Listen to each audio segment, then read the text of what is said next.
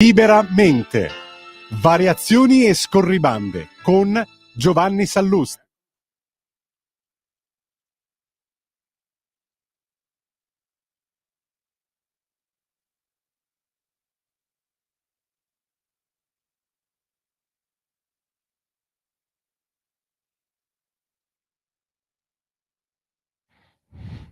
Buongiorno a tutti, bentornati a Liberamente, variazioni e scorribande qui su Radio Libertà.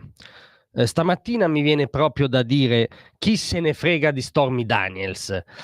Sapete il nome d'arte, il nome vero non so neanche quale sia, di questa pornostar di cui ammetto ignoravo l'esistenza. Non lo dico per ipocrisia, altre pornostar le conoscevo, ma Stormy Daniels non la conoscevo.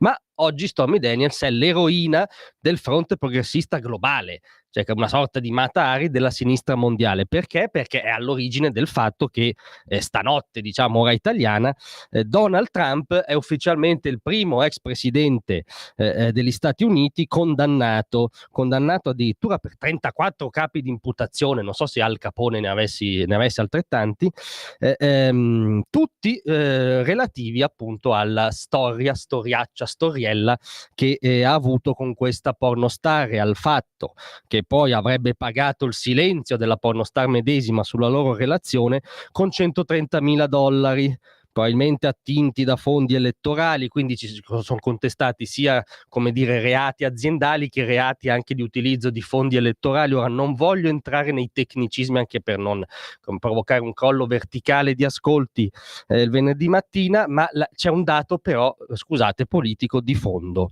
Cioè, chi se ne frega di Stormy Daniels? L'elezione americana è troppo importante. Cioè, come è noto, ogni 4 anni in America si elegge non solo il presidente degli Stati Uniti, sì, si elegge anche il leader del mondo libero, piaccia o no.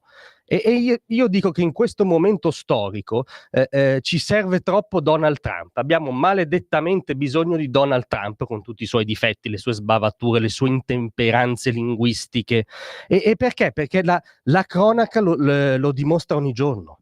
Abbiamo dannatamente bisogno di Donald Trump rispetto alla follia woke, rispetto al fatto che le nostre università americane in primis sono sequestrate da questi estremisti amici di Hamas che inneggiano alla cancellazione di Israele e dello stesso Occidente. Ieri c'è stato il paradosso per cui l'Ayatollah Khamenei si è complimentato con gli studenti americani che sequestrano le università contro Israele, cioè un cortocircuito finale, e Donald Trump è l'unico che ha detto anche nei giorni scorsi: se io verrò eletto riporterò questo movimento indietro di 30 anni perché è pericoloso, e noi siamo d'accordo.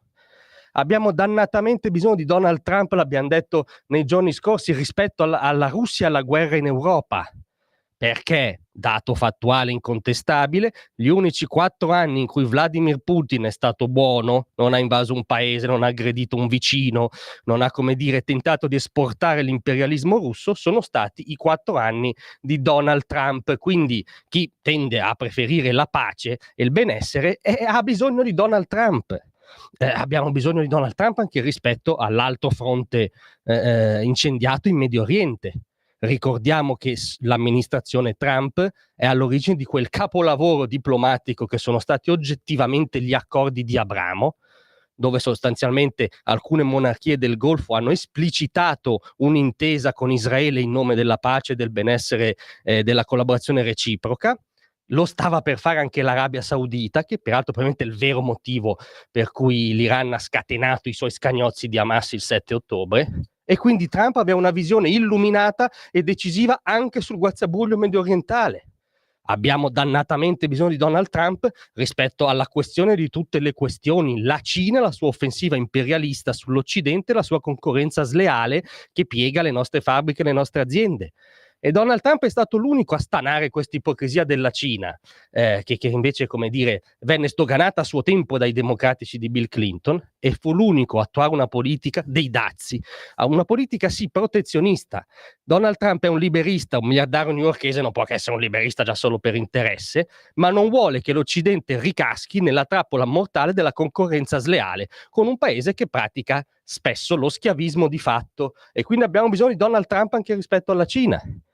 Abbiamo bisogno di Donald Trump sostanzialmente per far avere un colpo di reni al nostro malandato, affetto da politicamente corretto congenito e masochista, in ritirata occidente, che però rimane l'unica porzione di mondo in cui c'è quella quisquiglia chiamata libertà. Quindi di fronte a tutto questo, chi se ne frega dei numerosi difetti di Donald Trump, chi se ne frega soprattutto della pornostar Stormy Daniels.